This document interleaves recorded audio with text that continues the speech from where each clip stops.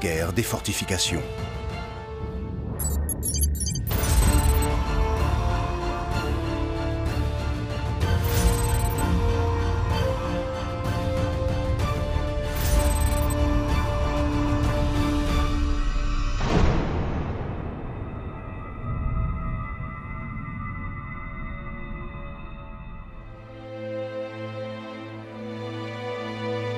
Janvier 1919, dans la Galerie des Glaces du château de Versailles.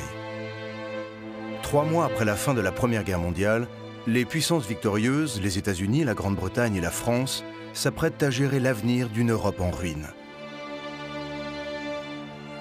Tous sont d'accord sur une chose, il faut punir celle par qui elle a commencé, l'Allemagne.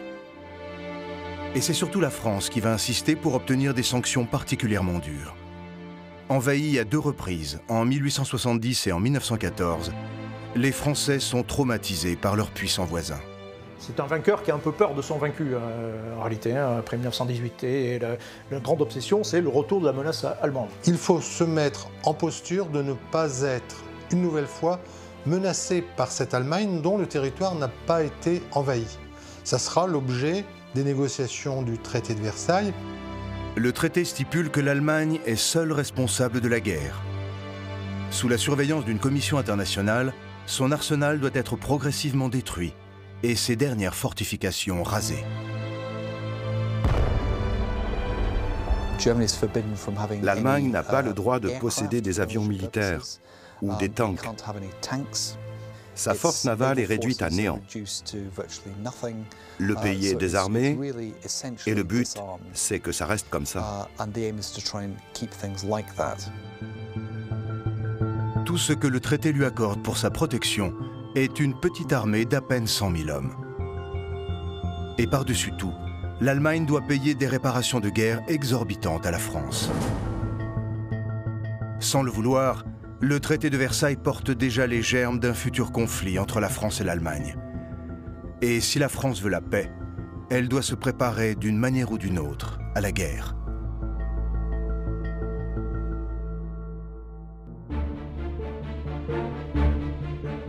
Au prix de grands efforts et d'immenses pertes humaines et matérielles, la France a récupéré ses anciens territoires, l'Alsace-Lorraine. Il faut maintenant protéger cette nouvelle frontière avec l'Allemagne. La France a gagné la guerre. Bien sûr, c'est très important pour le pays, mais en même temps, il est épuisé.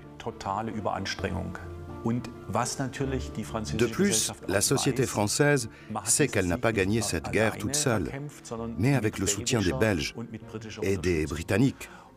Et en réalité, plus personne n'a envie de se battre.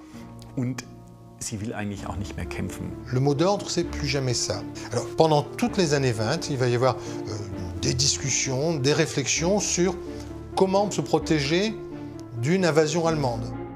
Se protéger sans partir en guerre pour autant. Pour résoudre cette équation, les militaires français analysent les 4 années de la Première Guerre mondiale. Entre les tranchées, les avions et les chars, quelles sont les armes et les stratégies qui ont le mieux fonctionné ?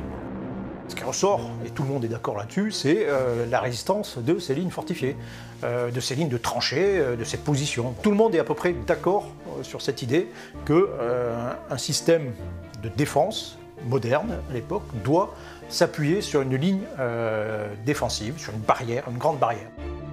S'impose alors la question des fortifications. Les forts de Verdun n'ont-ils pas permis de repousser l'assaut allemand en 1916 et de remporter la victoire ? Pour une partie de l'état-major, c'est la voie à suivre. Avant la bataille de Verdun, les Français ne croyaient plus en l'efficacité des fortifications. Du coup, le célèbre fort de Douaumont n'était même pas défendu. Les Allemands y sont rentrés sans problème. Bien sûr, on a vite réalisé que c'était une erreur. Et au final, c'est grâce à ces forts que les Français ont réussi à arrêter l'assaut allemand. Ça leur a permis de réaliser la véritable valeur des fortifications. Verdun est le grand symbole pour les Français. Et l'idée qui s'installe après la guerre est la suivante. Grâce à ce genre de fortification, ils ne passeront pas. Et toute la stratégie après 1918 va se concentrer sur la fabrication de beaucoup de petits Verdun. Résultat, pour la France, l'option défensive qui privilégie la fortification des frontières va gagner du terrain. Les Français tirent alors un trait sur les armes offensives, comme les tanks et les avions. Une décision qui sera lourde de conséquences. De l'autre côté du Rhin, l'Allemagne est limitée dans ses choix par le traité de Versailles. Le commandant de la petite armée de 100 000 hommes censé protéger le pays s'appelle Hans von Seeckt. Pour les militaires allemands, le traité de Versailles est non seulement humiliant, mais aussi dangereux pour la sécurité du pays. Pendant la République de Weimar, les militaires allemands vont s'échiner à résoudre une tâche impossible. Défendre les longues frontières de leur pays à l'aide d'une armée minuscule et sans avoir le droit de construire des fortifications. Seule option possible pour l'état-major allemand, une armée mobile. Mais comment contourner l'interdiction de fabriquer des armes? À la recherche de solutions, Hans von Seeckt se tourne alors vers un partenaire improbable, l'Union soviétique.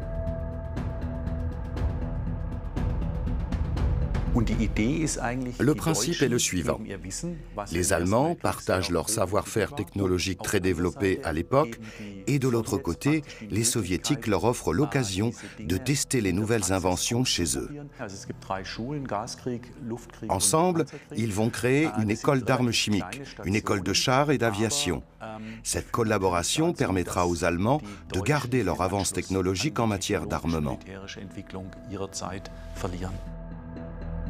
Loin des observateurs internationaux, les Allemands se mettent alors à développer et tester de nouvelles armes en toute impunité. En collaboration avec l'URSS, la guerre moderne est en train de naître.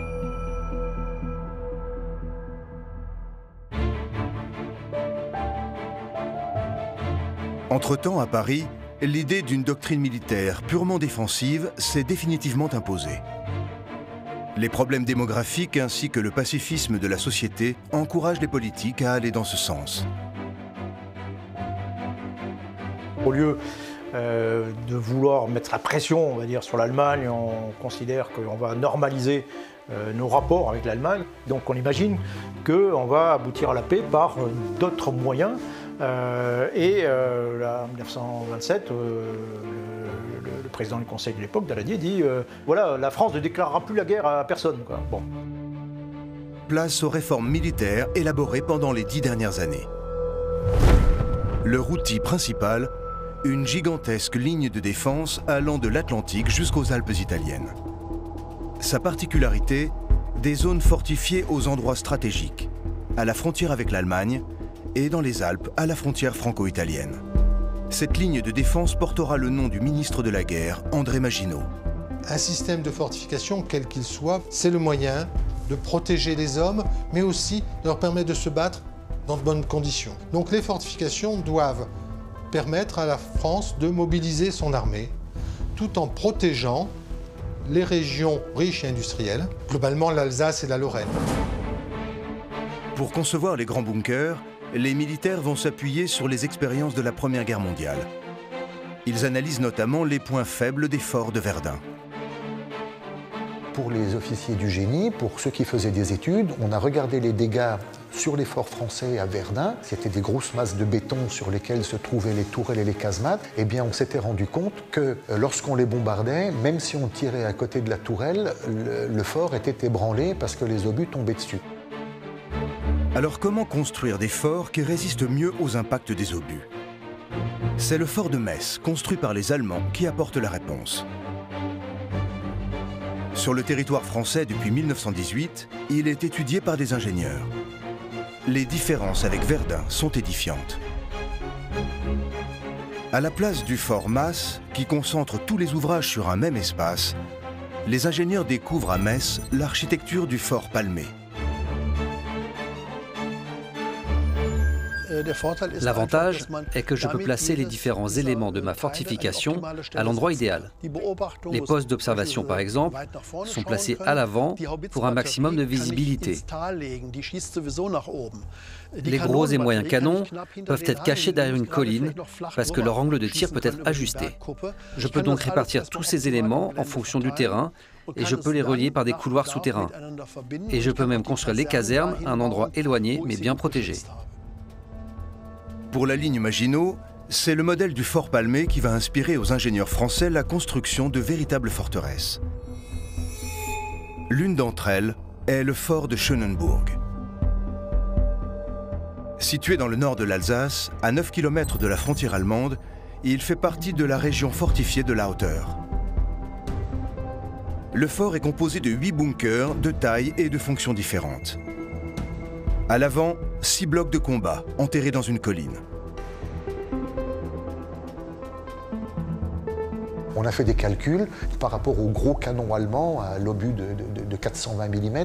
Il fallait un minimum de 15-16 mètres de terre pour être protégé contre toutes les bombes et tous les obus de l'époque.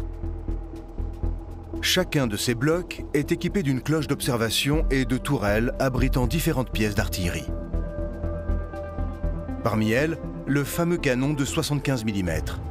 C'est l'arme la plus souvent employée sur toute la ligne Maginot. Ici, au fort de Schönenburg, elle est placée dans les blocs 3 et 4 sous une tourelle à éclipse.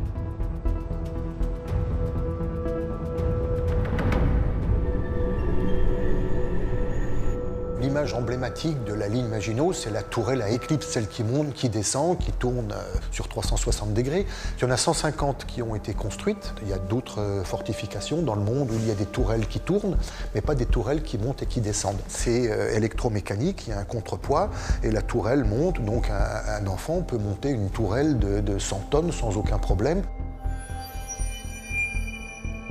Les canons de 75 mm peuvent tirer jusqu'à 30 coups par minute, soit un tir toutes les 2 secondes. Leur portée maximum est de l'ordre de 9500 mètres. Les ouvrages d'artillerie sont pour moi de véritables fabriques de guerre. Et les soldats de la ligne Maginot étaient des experts pour pouvoir se servir de ces armes très sophistiquées. Dans ces blocs de combat, les hommes sont protégés par du béton armé d'une épaisseur de 6 mètres. C'est la première fois en France où on a décidé de dépenser de l'argent pour protéger des êtres humains. André Maginot disait que le mur de béton était moins cher que le mur de poitrine de nos enfants. À plus d'1 kilomètre de là, 2 autres bunkers à l'abri des regards cachés dans une forêt. L'entrée des munitions. Une voie équipée de rails pour les trains qui acheminent les obus. Et plus discrète encore, l'entrée des hommes. Au fort de Schönenburg, ils peuvent être jusqu'à 630 soldats. Les blocs sont reliés entre eux par des couloirs situés à 30 mètres sous terre. Ils distribuent les différentes pièces qui permettent aux troupes de vivre de manière autonome et de faire fonctionner le fort. L'entrée des munitions et l'entrée des hommes distribuent les casernes, la cuisine et le magasin aux artifices. Le train des munitions circule dans un couloir d'1,5 km. Ce couloir dessert aussi l'entrée des câbles et le poste de commandement. La ligne Maginot possède sa propre centrale électrique. Les couloirs sont équipés de câbles qui transportent cette énergie jusqu'au bloc de combat. L'air qui circule dans l'ensemble de l'ouvrage est filtré, ce qui était très important compte tenu des expériences de la guerre du gaz en 1914. On y trouve des centrales téléphoniques, des télégraphes, bref, tout ce qui existe en termes de technologie moderne à l'époque est installé dans les ouvrages de la ligne Maginot. Et mon père et les anciens, quand ils sont rentrés, le racontaient toujours Jules Verne. Des gros ouvrages d'artillerie comme le fort de Schönenburg, ces bijoux high-tech de l'époque, il y en a 46 dans les régions fortifiées.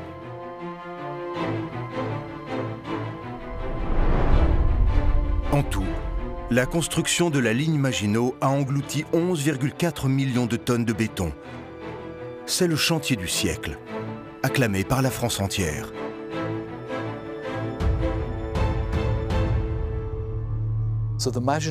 La ligne Maginot est la réponse militaire et politique au désir français de préserver la paix. La mentalité de l'état-major est défensive. L'idée d'une guerre mobile, rapide, leur est étrangère. La fortification ne fait pas la guerre. C'est un bâtiment avec des canons dedans et éventuellement quelques hommes.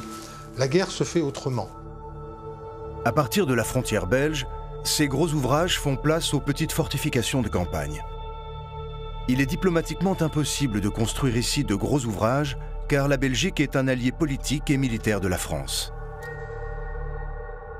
Par ailleurs, c'est chez son voisin belge que l'armée française prévoit de combattre les Allemands en cas d'attaque. Le plan, ce sera de dire, ben voilà, dès que la guerre commence, on fonce en Belgique. Voilà, et on s'installe sur la frontière belge et sur notre ligne Maginot. Et puis là, la ligne de défense, elle sera là. Donc c'est pour ça d'ailleurs que aussi on ne prolonge pas la ligne Maginot jusqu'à la mer du Nord. Déjà, ça aurait coûté très très cher. La ligne Maginot va inspirer un grand nombre de pays européens. La Tchécoslovaquie fait appel aux ingénieurs français pour construire sa ligne Beneš, selon le même modèle que sa grande sœur française. Mais il n'y a pas que les Tchèques qui décident de s'emmurer. Les Belges modernisent leur fort autour de Liège. Les Polonais fortifient la péninsule de Hel, et même les Suisses se dotent d'une ligne anti-char surnommée la ligne des Toblerones. La Première Guerre mondiale a profondément marqué les esprits. Et l'idée est de dire, si on s'emmure et qu'on se cache derrière nos fortifications, rien ne pourra nous arriver. Mais au fond, c'est aussi l'expression d'une peur et de l'incapacité à mener une guerre offensive en cas de besoin.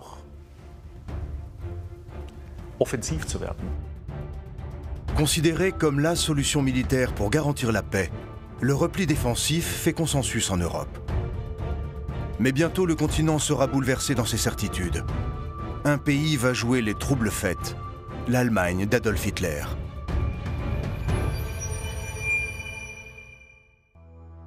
« 1933. Adolf Hitler, chef du Parti national-socialiste, est élu chancelier. Ses discours haineux trouvent un large écho dans la population allemande. Il promet de venger l'Allemagne de l'humiliation du traité de Versailles et de rendre la grandeur à son pays. Déjà en 1933, Hitler annonce aux généraux « Maintenant, nous allons reconstruire notre armée pour conquérir des territoires que nous allons germaniser. Et tout cela, nous allons le faire rapidement. » Il est évident qu'il prépare une offensive. Les usines d'armement allemandes tournent alors à plein régime. Grâce à la coopération secrète avec l'armée rouge, tout est en place. En 1934, 800 nouveaux chars du type Panzer I sortent des usines. L'armée française, la plus moderne en 1918, a pris un retard inquiétant. On n'a rien de nouveau, quoi. À part le fusil mitrailleur 1924, modifié 1929, qui est la seule arme nouvelle qui apparaît à ce moment-là, il n'y a quasiment rien, quoi. Pendant qu'on construit les Maginot, on ne construit pas de chars, pour simplifier. Je crois qu'on en construit 3 en 1934. Face à une Allemagne qui se réarme, le gouvernement français réagit. C'est avec un retard de 10 ans que la production de nouveaux chars et d'avions est finalement lancée. Trop peu, et surtout trop tard, car Hitler prévoit... 8 mars 1938, les troupes de la Wehrmacht occupent la Rhénanie. C'est une région frontalière de la France, démilitarisée et sous mandat international depuis la fin de la guerre. En violation du traité de Versailles, Hitler provoque ouvertement la France. La France en particulier, qui est directement menacée, ne fait absolument rien. Gamelin dit, mais écoutez, moi je ne peux rien faire avant 2 mois de mobilisation. Donc là, on se retrouve en flagrant délit de faiblesse. Pour Hitler, l'absence de réaction française est lourde de sens. Elle lui montre que la voie est libre pour ses projets militaires. Faire la guerre à l'Est afin de gagner de l'espace vital pour le peuple allemand. Mais il doit s'assurer que la France ne viendra pas contrecarrer ses projets. Le traumatisme allemand a toujours été la guerre des 2 fronts. Les Allemands savaient qu'en commençant une guerre à l'Est, ils devraient affronter les Français et les Britanniques à l'Ouest. Et c'est un problème depuis toujours. Alors, pour passer à l'acte, il lui reste encore une chose à faire. construire sa propre ligne de défense à la frontière occidentale de l'Allemagne. L'approche est à l'opposé de la ligne Maginot. Au lieu de protéger les frontières pour préserver la paix, les fortifications d'Hitler doivent contribuer à préparer la guerre.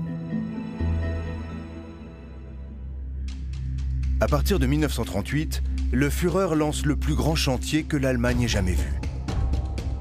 Le projet est ambitieux, avec de grands ouvrages et des couloirs souterrains. Il doit égaler la ligne Maginot. Mais quand les ingénieurs présentent les plans à Hitler, c'est la déception. Les spécialistes allemands des fortifications avaient mis en place un concept très complexe. Sauf qu'avec les moyens techniques de l'époque, ce système n'aurait jamais pu être construit avant 1952, et ça, c'était trop tard pour Hitler. Hitler donne des nouvelles échéances. Construire plus de 10 000 bunkers en à peine 4 mois. Pour accélérer la cadence, il charge l'ingénieur du Reich, Fritz Todt, de ce chantier. Todt vient de terminer un autre grand projet, celui des autoroutes du Reich. C'est l'homme de la situation. Et pour aller plus vite, on revoit tout le concept de la ligne. À partir de ce moment-là, on construit des bunkers comme des maisons en kit. On conçoit beaucoup d'éléments standardisés qui peuvent être utilisés pour plein de modèles de bunkers différents. On essaie de rationaliser la construction pour gagner du temps. Et on simplifie au fur et à mesure, ce qui aura une incidence sur la qualité des bunkers. On réduit notamment l'épaisseur des murs en béton. Ils ont fait tout un catalogue qu'on appelle les Regelbauten, les constructions régulées. Donc ils avaient un catalogue avec la petite casemate, la grosse casemate, l'abri d'infirmerie, etc. Et en fonction du besoin, donc les militaires installés disaient bon bah il me faut une mitrailleuse à cet endroit, il me faut un canon à cet endroit. Donc on sortait le plan tout fait du Regelbauten allemand et ils fabriquaient, c'était déjà du standard. Un exemple type de bunker de la ligne Siegfried est le Regelbau 10. C'est un abri pour 15 soldats, équipé de 2 créneaux pour mitraillettes. L'épaisseur de ces murs ne dépasse pas 150 cm. Avec 3400 exemplaires, c'est le bunker le plus souvent construit sur la ligne de défense allemande. Passionné par les travaux, le Führer s'implique personnellement dans la conception de sa fortification et apporte des corrections, notamment sur le Regelbau 10.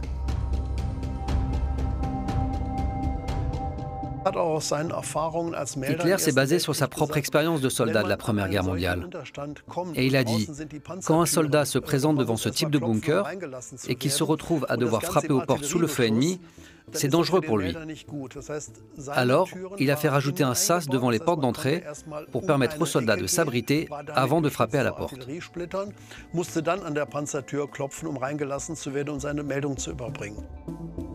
Comme les Français, les Allemands vont fortifier les régions les plus vulnérables. Mais ils vont aussi se servir d'obstacles naturels, comme des rivières ou des collines, pour les intégrer dans leur dispositif de défense. Les moyens mis en œuvre sont énormes. En tout, 3,5 millions de tonnes de béton, 7 millions de tonnes de sable et de gravier, plus d'1 million de tonnes de ciment. La quantité de fer utilisée pour fabriquer les tiges des défenses anti-chars s'élève encore à 700 000 tonnes. Le chantier mis en place tout le long de la frontière est gigantesque. Près de 500 000 hommes, réquisitionnés dans toute l'Allemagne, travaillent en même temps pour construire 17 000 bunkers en un temps record. Mais attention, quand on parle de 17 000 bunkers, ce n'est pas 17 000 fois le fort de Hackenberg ou de Schönenburg. Ce sont pour la grande majorité des coupoles de béton ou d'acier dans lesquelles on avait un seul soldat en observation, parfois armé d'une mitraillette. Ensuite, vous avez quelques bunkers plus grands, pour 5, 8 ou 12 hommes. Et même les grands ouvrages, comparables à ceux de la ligne Maginot, qui devaient être construits au départ, étaient très peu nombreux. 17 000 petits bunkers qui s'égrènent tout le long de la frontière pour la ligne Siegfried, contre 4 500 ouvrages, petits, moyens et grands pour la ligne Maginot. Le nombre de constructions n'est pas la seule différence qui oppose les systèmes de défense. La ligne Maginot, construite dans les années 30, c'est la haute technologie de son époque. Dans les bunkers de la ligne Siegfried, en revanche, vous avez un système d'aération manuel, un téléphone installé au mur et de temps en temps un chauffage. En termes de technologie, c'est tout. L'électricité est rarissime et dans les bunkers allemands, on s'éclaire aux lampes à huile. La simplicité des bunkers présente tout de même un avantage. Elle ne nécessite pas des soldats ultra spécialisés comme ceux employés sur la ligne Maginot. Dans les bunkers allemands, on pouvait poster les soldats réguliers de la Wehrmacht. Ils s'y installaient, munis de leurs mitraillettes et grenades. Les consignes étaient inscrites sur les murs, comme par exemple « Éteignez la lumière avant d'ouvrir le créneau ». Et ces mêmes soldats pouvaient tout aussi bien quitter les abris, armes à la main, pour passer à l'attaque. Les bunkers n'étaient qu'une étape dans la bataille. C'est une question de stratégie. L'Allemagne veut réviser la défaite de la Première Guerre mondiale, alors que la France veut préserver les acquis de sa victoire. Donc, bien sûr, la France souhaite littéralement emmurer ses acquis, alors que les Allemands savent qu'ils doivent passer à l'offensive pour changer les choses. Protection contre sacrifice, mobilité contre immobilisme. La conception des deux lignes de défense exprime toute la différence entre les doctrines militaires allemandes et françaises. Mais grâce à sa machine de propagande, le régime nazi saura donner l'avantage à sa ligne Siegfried.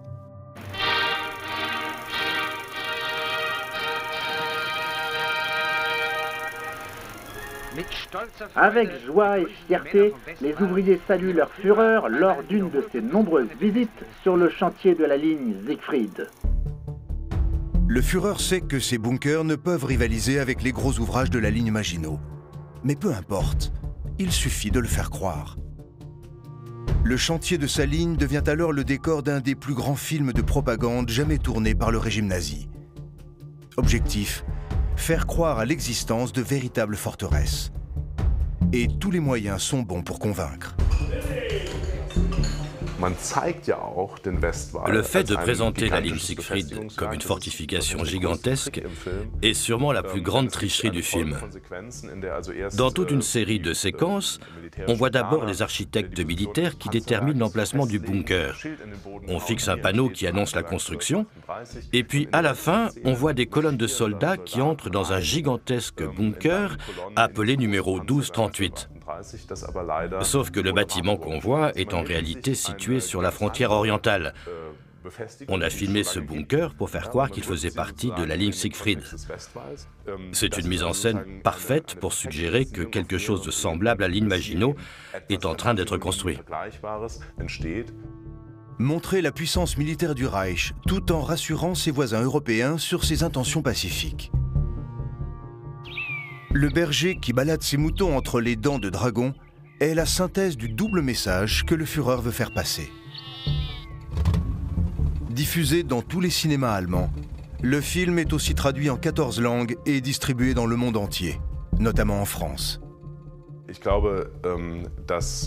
ne pense pas que ce film ait vraiment rassuré les Français quant aux intentions allemandes. Mais en même temps, il leur a suggéré que leurs voisins étaient en train de poursuivre la même politique qu'eux. En construisant une ligne fortifiée, les Allemands donnaient l'impression de mettre en place une politique défensive, en protégeant tout simplement leurs frontières. La veille de la guerre, deux grandes lignes de défense traversent le continent. Elles sont le fruit de doctrines militaires diamétralement opposées. Du côté français, la ligne Maginot. Avec ses 110 gros ouvrages situés au point stratégique, elle représente une ligne de défense fine mais extrêmement solide. Chaque région est dotée d'avant-postes placés à quelques kilomètres de la ligne principale.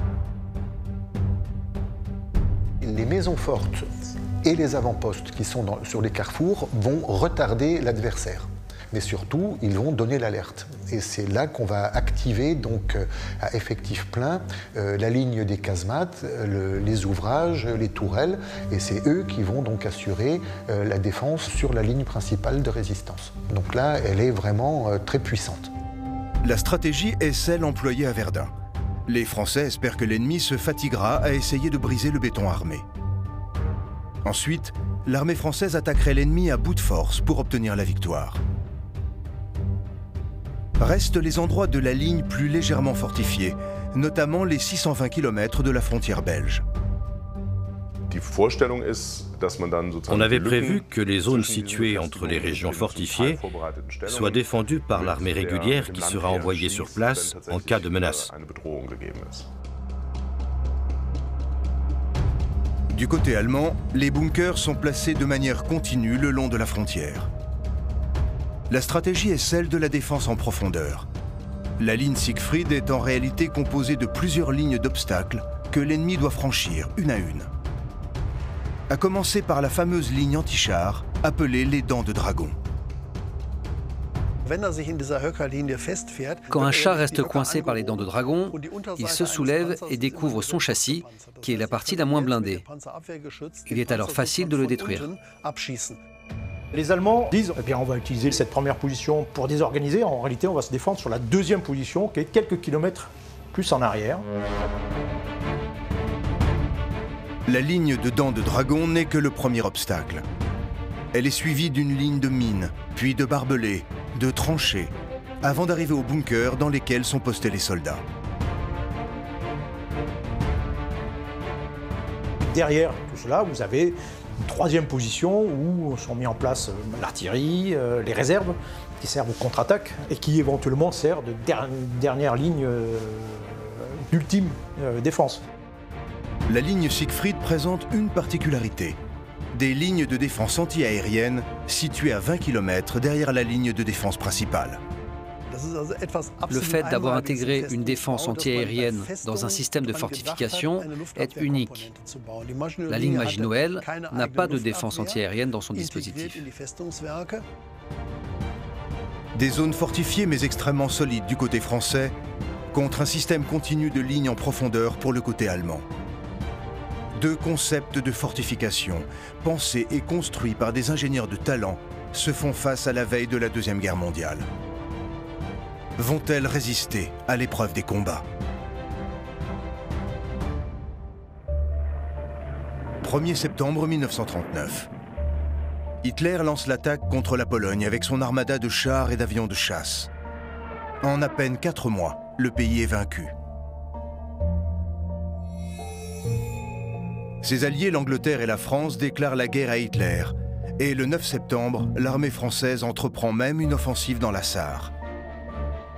C'est la première fois que les soldats vont découvrir la ligne Siegfried. Mais il n'y a aucun véritable plan pour attaquer le territoire allemand. Les Français ne sont pas prêts. L'armée a reçu ses chars depuis seulement 2 mois. Ils ne sont tout simplement pas assez entraînés pour lancer une grande offensive. L'attaque est un fiasco. Effrayés par une ligne de mines qui explose, les Français font marche arrière au bout de 18 jours de combats timides. Les images de propagande nazie ont fait leur effet. La ligne Siegfried inspire la peur.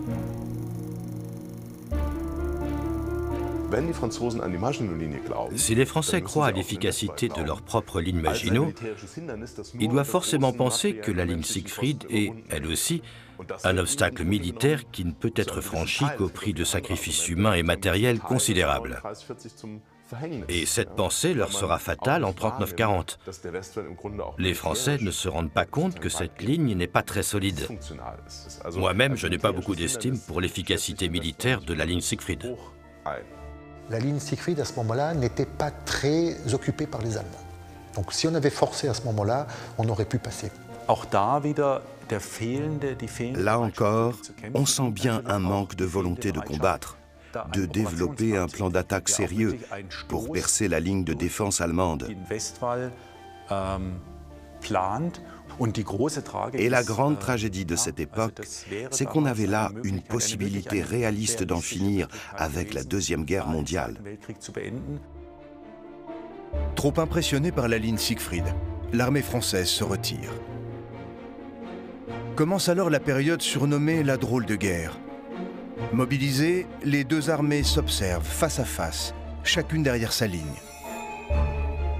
La Wehrmacht met ce temps à profit pour préparer la suite, la campagne de l'Ouest, dont le point d'orgue doit être la victoire contre la France. Les soldats effectuent alors des tests de tir sur la ligne tchécoslovaque, à présent sur le territoire allemand. Et bien sûr, ça leur permet d'apprendre exactement comment aborder ces fortifications, en termes de distance et de force de frappe. Avec le fameux canon 8-8, ils bombardent tout simplement les murs pour voir ce qui se passe. Ça permettra aux Allemands d'accumuler beaucoup de savoir. Le 10 mai 1940, c'est le baptême du feu. La Wehrmacht s'apprête à attaquer des fortifications belges. Les soldats sont équipés d'une nouvelle arme révolutionnaire, la charge creuse, développée dans les années 30. À l'intérieur de la charge creuse, vous avez un cône inversé. Et lors de l'explosion de l'explosif qui se trouve vers la charge creuse, ce cône inversé va se transformer en dard et va, par sa puissance, pénétrer à l'intérieur du blindage. Les nouvelles armes, comme la charge creuse, sonnent le début de la fin des bunkers en béton et des coupoles en acier. Les forts belges sont vaincus en moins d'une journée. Face à la guerre moderne, avec ses bombardiers, ses canons puissants, comme le 8-8, ou ses projectiles modernes, comme la charge creuse, les fortifications, même très solides, s'avèrent impuissantes. Mais la ligne Maginot constitue un tout autre défi. Ces murs en béton armé de 6 mètres d'épaisseur, ainsi que ces dispositifs de sécurité, ne permettent pas aux Allemands d'appliquer la méthode employée sur les forts belges. Si vous essayez de neutraliser l'artillerie d'un ouvrage français, vous allez vous retrouver tout d'abord devant un fossé qui vous empêche d'approcher l'ouvrage. Et même si vous arrivez à entrer dans ce fossé, vous allez vous prendre une grenade par une ouverture prévue à cet effet et vous vous ferez tirer dessus par une mitrailleuse. Les Allemands savent qu'ils doivent trouver une autre solution.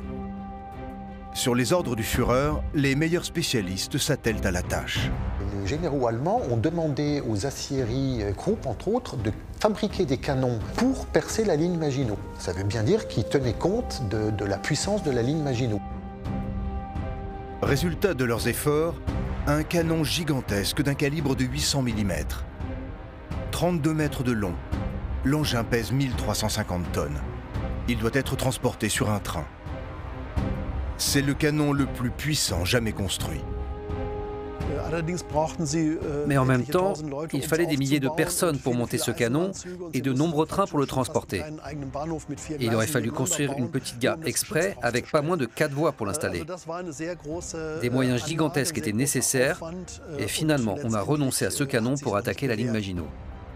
Trop solide, la forteresse française ne peut pas être vaincue avec des moyens conventionnels.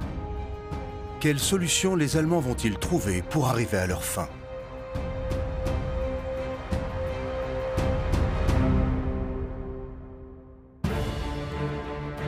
Le seul moyen de vaincre la ligne Maginot, c'est de la contourner. Et c'est exactement ce que les Allemands vont faire. Avec son armada de chars, la Wehrmacht tente une percée dans les Ardennes, une région peu fortifiée.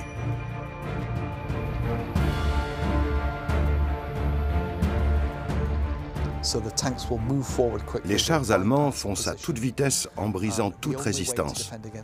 La seule manière d'arrêter ce genre d'attaque est une défense en profondeur. Le problème est que la défense anti-chars française n'est pas en profondeur. Donc, du moment où les Allemands sont passés, plus rien ne peut les arrêter. Des combats éclatent aussi le long de la ligne Maginot.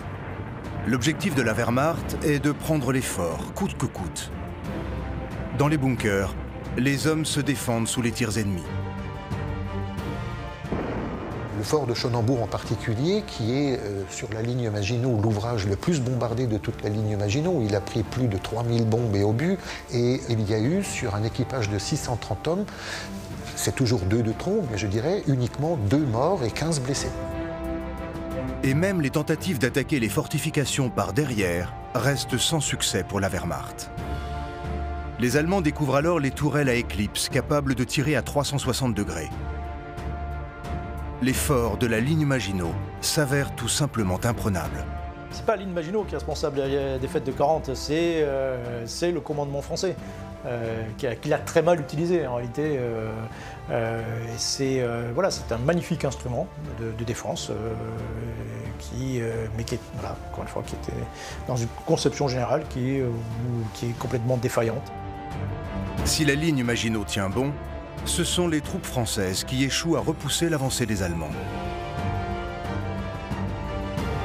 Même si les Français possèdent au total plus de chars que la Wehrmacht, c'est leur conception et leur utilisation qui est incompatible avec la guerre de mouvement que les Allemands ont mise en place.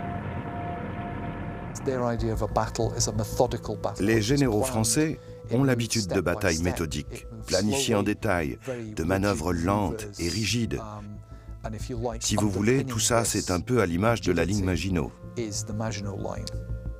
si on avait remplacé les commandants français par des Allemands, ils auraient fait un meilleur boulot dans cette bataille. Il faudra à peine 3 semaines à la Wehrmacht pour arriver sur les côtes atlantiques. Quand la France signe l'armistice le 22 juin 1940, les soldats de la ligne Maginot, invaincus, combattent encore dans leurs bunkers. Les ouvrages se sont défendus contre l'arrière quand ils ont été encerclés et ne se sont pas rendus. Et l'armistice est entré en vigueur dans la nuit du 24 au 25 juin 1940. Et ce n'est que le 2 juillet, que les équipages des forts de la ligne Maginot, sur ordre des Français, sont sortis des ouvrages, drapeau français en tête. Et les Allemands leur ont présenté les honneurs, au même titre que les Italiens dans les Alpes. Les 22 000 hommes de la ligne Maginot vont rejoindre les rangs des prisonniers de guerre pour 5 longues années. Quant aux ouvrages, ils tombent entre les mains des Allemands. Tels des touristes, les vainqueurs se font photographier avec leurs butins impressionnants. Plus tard, certains ouvrages sont transformés en usines souterraines. Donc il y a des fabricants de moteurs allemands qu'on ne citera pas, il y a des fabricants de bombes, il y a des fabricants de pièces de précision qui se sont installés dans certains ouvrages de la ligne Maginot qui étaient protégés, qui étaient contre les bombardements, et on a fabriqué donc dans cette ligne Maginot française des pièces allemandes. De son côté, la ligne Siegfried allemande n'a pas essuyé un seul tir. Loin des combats, elle s'est avérée plus utile que la puissante ligne Maginot. Transformée en outil propagandiste, elle a dissuadé les Français d'envahir l'Allemagne et peut-être même de mettre fin à la guerre. À partir de juin 1940, les frontières du Reich sont déplacées. La ligne Siegfried devient tout à coup une relique militaire inutile, au milieu de nulle part. Et la ligne Siegfried tombe dans un sommeil profond, tel la Belle au bois dormant.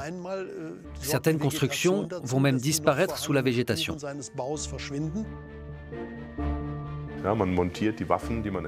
On démonte les armes et tout ce qui est démontable dans un bunker pour les installer sur le mur de l'Atlantique. La ligne Siegfried est mise à l'arrêt. Elle n'est plus utilisée du tout. Et même les paysans recouvrent les dents de dragon de terre pour pouvoir rouler dessus avec leurs tracteurs et éviter de faire des kilomètres de détour. Mais la ligne Siegfried n'a pas dit son dernier mot. Dernier rempart du Reich, elle va encore donner bien du fil à retordre aux troupes alliées. Le Reich d'Adolf Hitler est en bien mauvaise posture. À l'est, l'armée rouge avance à grands pas en direction de Berlin. De l'autre côté, en Angleterre, une immense armée de plus d'1 million d'hommes se tient prête pour débarquer sur les plages de Normandie. Pour l'état-major allemand, c'est le moment de mobiliser toutes les ressources disponibles. C'est alors qu'Hitler se souvient de la ligne Siegfried. Laissée à l'abandon pendant près de 4 années, Elle est dans un état lamentable. Mais qu'importe. Elle doit être le dernier rempart du Reich. Et là, comme en 1938, près de 500 000 personnes vont être envoyées aux travaux sur la ligne Siegfried. Sauf que cette fois-ci, ce ne sont pas des ouvriers spécialisés, mais des femmes, des enfants, des travailleurs forcés, des prisonniers de guerre à qui on demande de creuser des tranchées. Comme ce ne sont pas des spécialistes, ils font des erreurs et ils creusent parfois au mauvais endroit. On essaie en même temps de réarmer les bunkers, mais ça ne marche pas, car les armes ont évolué pendant les années de guerre. La mitrailleuse standard des Allemands, le modèle MG42, est plus grande. Elle n'est plus adaptée aux créneaux prévus dans les bunkers. 2 mois après le débarquement, les Alliés libèrent Paris. Ils approchent maintenant dangereusement de la frontière allemande. Pour se défendre, les soldats de la Wehrmacht font feu de tout bois. Installés dans les bunkers de la ligne Maginot, ils tentent de repousser l'avancée des Alliés. Mais c'est peine perdue pour ces soldats qui ne connaissent pas les modes d'emploi. Les Français, en 1940, apprenant qu'ils étaient livrés à l'adversaire, ont brûlé tout le matériel, les cartes d'observation, les cartes de tir, les cartes du réseau téléphonique, et les Allemands n'ont pas fait attention. De toute évidence, les Allemands ont déjà perdu la guerre à ce moment-là. Les Alliés vont gagner. C'est juste une question de temps. Les Allemands envoient de jeunes soldats sur le front. Ils sont vraiment au bout de leurs ressources humaines. À la fin de l'été 1944, l'armée américaine se retrouve aux portes du Troisième Reich, prête à l'assaut ultime contre son dernier rempart, la ligne Siegfried. Avant de lancer ses soldats dans la bataille, l'état-major américain choisit de leur montrer des films pour leur expliquer ce qui les attend. Une bien mauvaise idée. L'armée américaine montre à ses soldats le film de propagande allemand dans lequel on voit ce bunker gigantesque qui n'existe pas sur la ligne Siegfried. Les soldats savent qu'ils vont devoir se battre à la frontière. Ils ont le sentiment qu'ils vont devoir affronter des armes redoutables et des fortifications infranchissables. Da gibt's Wunderwaffen, da gibt's Bunker, da gibt's Festungssysteme. Da werden wir noch mal richtig kämpfen müssen. Malgré ces défaites, la Wehrmacht jouit encore, même en fin de guerre, d'un grand prestige. Tout le monde sait que les Allemands seront dangereux jusqu'au bout.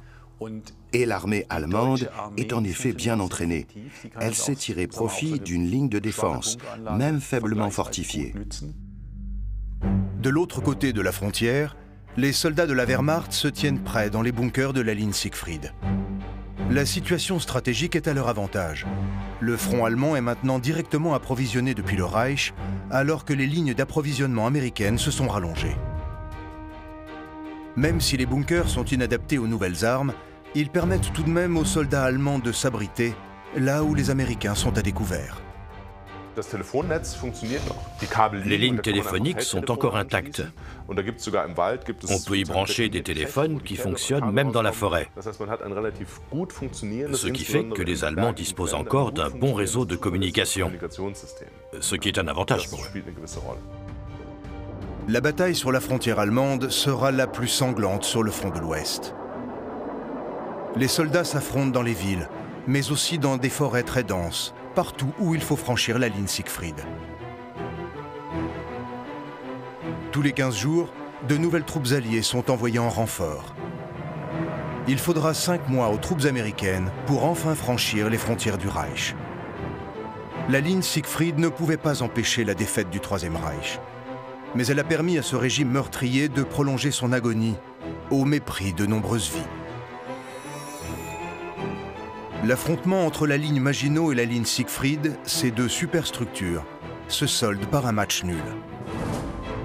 Pensée et construite selon des doctrines militaires diamétralement opposées, aucune d'entre elles n'a réussi à sauver son pays de la débâcle.